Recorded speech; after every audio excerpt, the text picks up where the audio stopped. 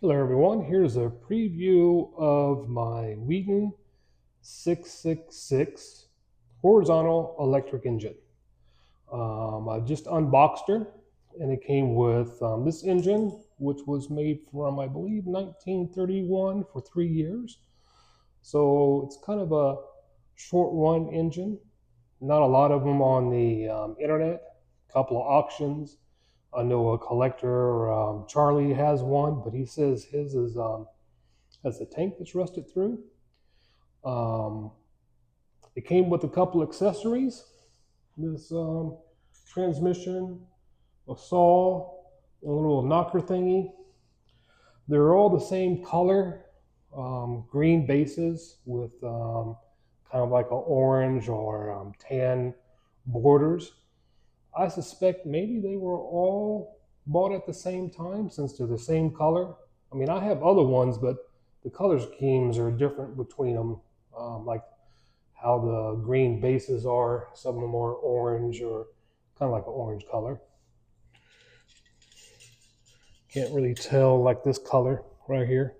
Anyway, so I'm probably going to keep those accessories together, and I think I have one more that matches the color scheme for the little grinding stone. Anyway, back to the engine.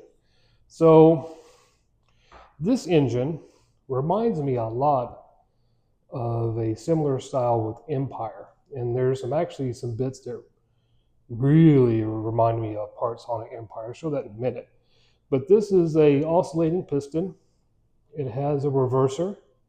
I have another engine that's a Weeden that's a reverser, but it's a horizontal and it's a runs on denatured alcohol. All right, we have here are where we fill in the water. This is the pressure valve, whistle, which is missing the topper and its little red handle. But remarkably, I have its stack, which is very nice.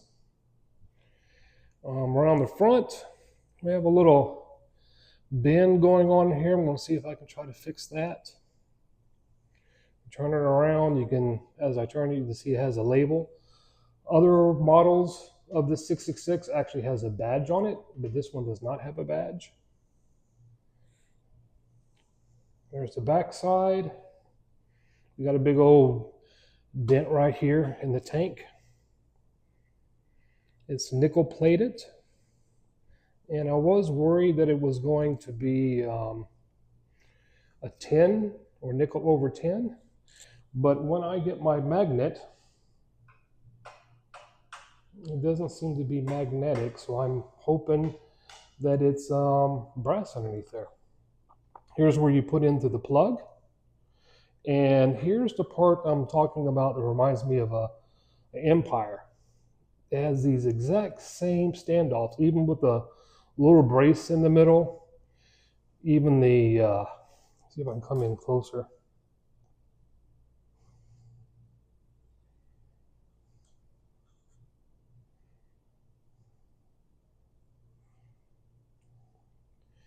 Even the pattern reminds me of an Empire standoff, right? It's almost like a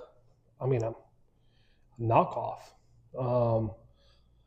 It doesn't have bearings, press bearings in here like some of the Empires do, but the earlier ones with this design didn't either.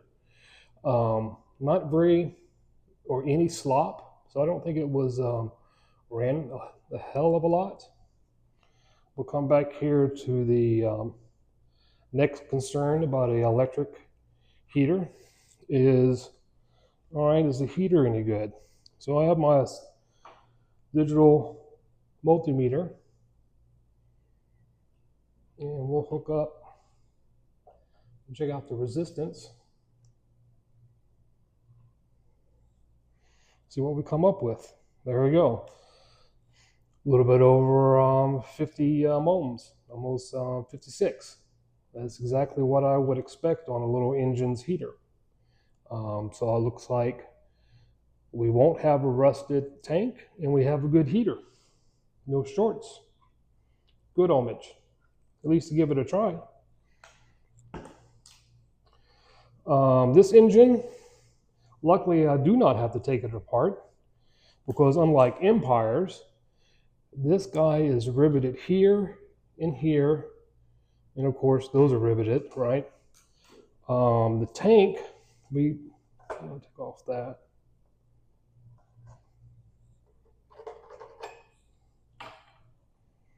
Underneath, we have little tabs, but also there's a rivet here and a rivet here. I suspect this is probably where the heater is. There is something rolling around in here. I believe Weeden heaters have like a coil, copper coil, or some type of metal coil surrounded by like a ceramic. And I suspect what I hear inside is ceramic moving around. I don't know. It's going to be very difficult to figure out what's going inside. And actually, I have no desire to take it apart because this is soldered in. This down here is soldered in. So I would have to unrivet it, disconnect the cylinder, take it off all as a whole, because if anything, I try to avoid is putting in massive heat on any Weeden. All right, so next thing is to take it apart, as in the sight glass, try to straighten that up. Probably going to need new seals. I've already put a little oil on things, you know, but do a little cleaning, maybe a little polishing as much as I can, and see if I can get a run. All right, so hope you enjoyed the first look of a Weeden 6666, number of the beast. Ooh, scary. All right, later, bye.